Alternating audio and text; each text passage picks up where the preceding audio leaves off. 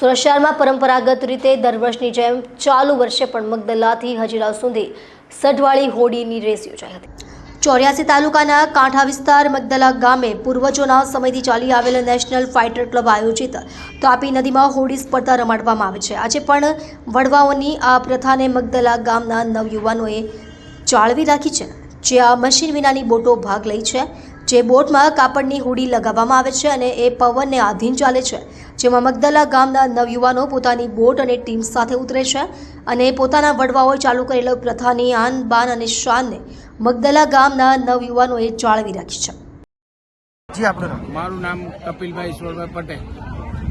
આજથી આ જે હોળી લગભગ 55 થી 60 વર્ષ કોમ્પિટિશન ચાલતી આવેલી છે અને એ આ હોળીનું મુખ્ય કારણ છે, જે ટાઈમે આપણે પાસે ગાડીની સગવડ નહીં હતી તે ટાઈમે મોડાની જાત્રા જતા અને એ મોડાની જાત્રા પટ્ટી પછી ત્યાંથી આવતા એટલે ત્યાંથી આ હરીફાઈ કરતા, ત્યાંથી ચાલતી આવેલી છે હોળી।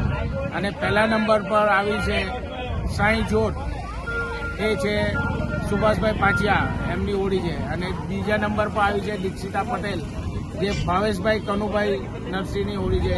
ત્રીજા નંબર પર આવી છે ન્યૂ લક્ષ્મી, એનો માલિક છે રાજુભાઈ સિમકાભાઈ પટેલ। આ હોળી સ્પર્ધા ક્યાંથી ક્યાં શરૂ થાય છે?